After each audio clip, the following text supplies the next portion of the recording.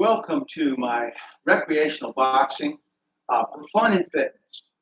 And my name is Fred Widdison. I've been a boxing trainer continuously for a little over 30 years, and I used to compete.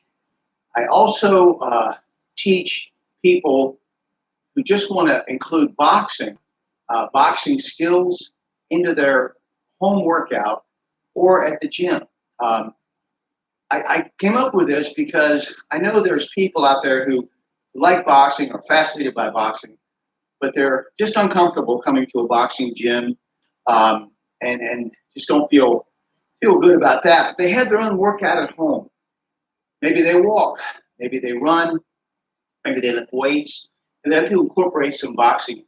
So what I would ask you to do is go back over my previous two for some basic things: jabs, right cross, left hook, loosening up, and then we'll take it on and talk about some additional things here.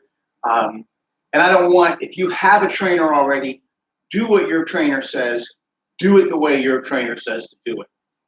If you're not willing or not able to, and if you're a guy who goes to the gym or a girl who goes to the gym, if you're not willing to do what your trainer says, then get a different trainer.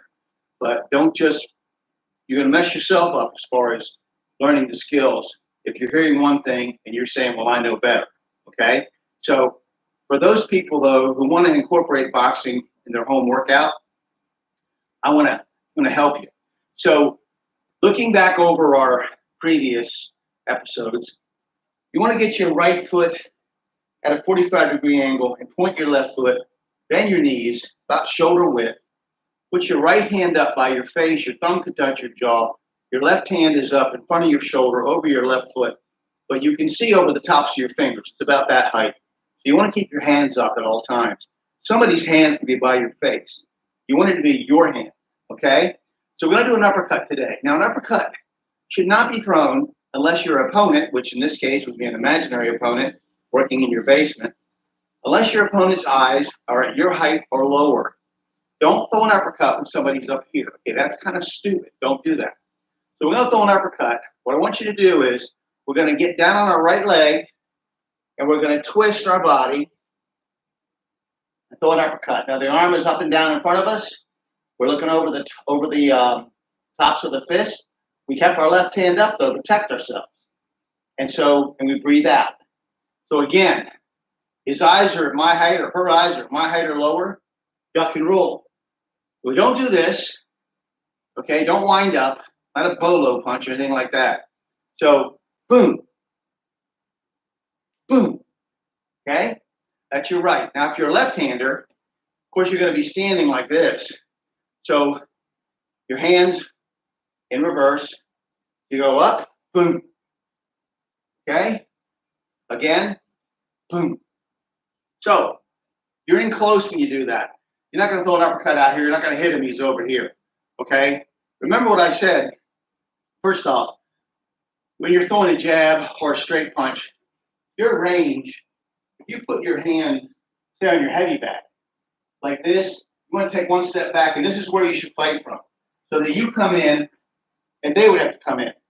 You don't stand here and play rock'em sock'em robots on the back like an idiot. All right? Sorry about that. I have cats wandering around, playing, fighting, fussing. So just ignore them. So you're going to throw an uppercut. You're in close. You're in close. So you want to follow it with a hook. So if I throw an uppercut, I'm going to throw a left hook. And my head's going to move.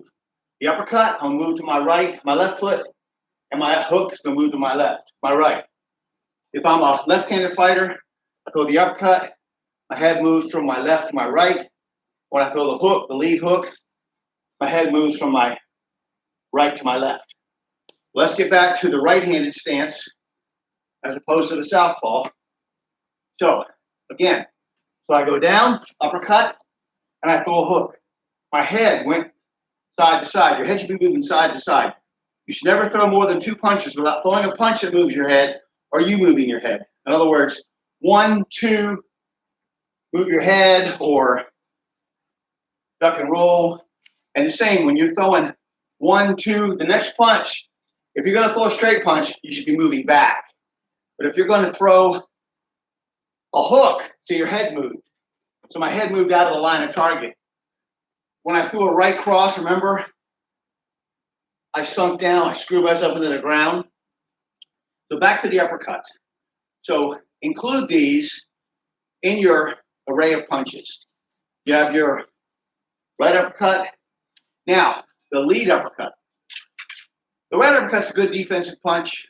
You're not going to attack with it, okay? But the left uppercut, the lead uppercut, is a good offensive punch. But let's just say you got a guy, you're fighting a slugger. We'll get to that later. Guy who like loads up with his right hand, he tries to work his way in to hit you with his right hand. As soon as he does that, to get his head up, as soon as he sits down, maybe you want to throw a lead uppercut. So remember the left hook? Boom. Watch the last ones. Boom. Same leg movement, foot movement. Lead uppercut. Lead uppercut. Head over the left foot. Boom. I might even step in. Boom.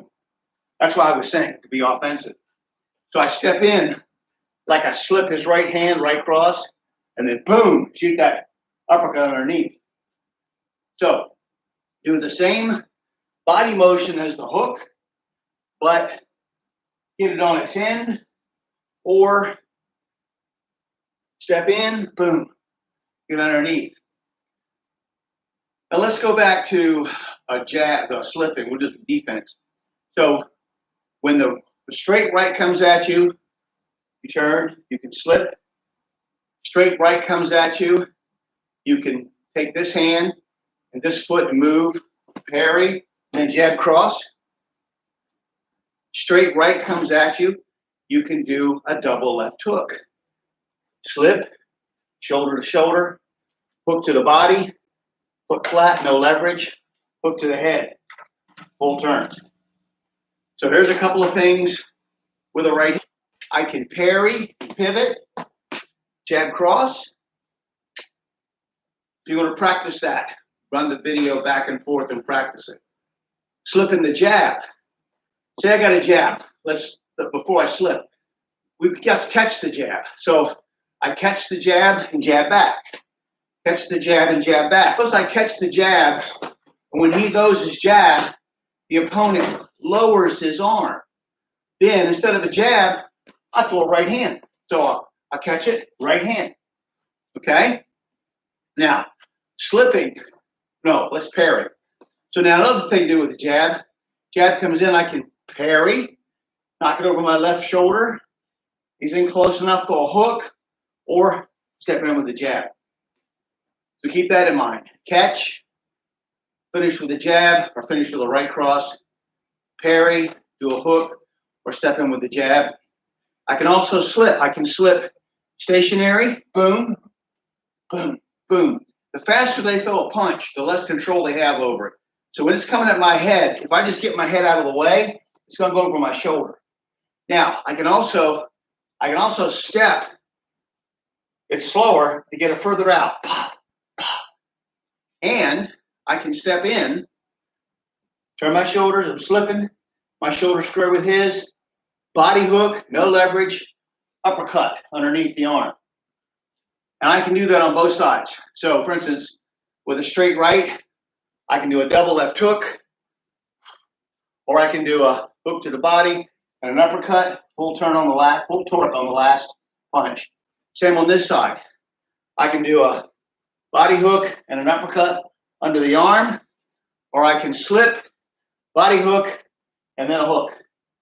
Now, a right hook, a back hook is a very dicey proposition.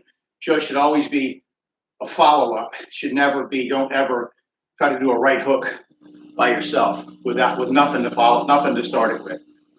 So nothing to set it up. You got to set up those kind of punches like an overhand right. Speaking of overhand right, we'll talk about that next time. So I apologize for my breathlessness. I have interstitial lung disease, was diagnosed about a year and a half ago. I've been trying to work through it. It's been very difficult. but I'm going to continue to work through it until I assume room temperature. So, in any event, please study my videos to incorporate this movement into your personal workout and have fun with it. And it's okay if you don't feel comfortable coming to a gym. It's okay if you just want this to be for you, okay? And the pandemic taught us, a lot of people learned to work out at home. I hope you enjoy this, and we'll talk again soon.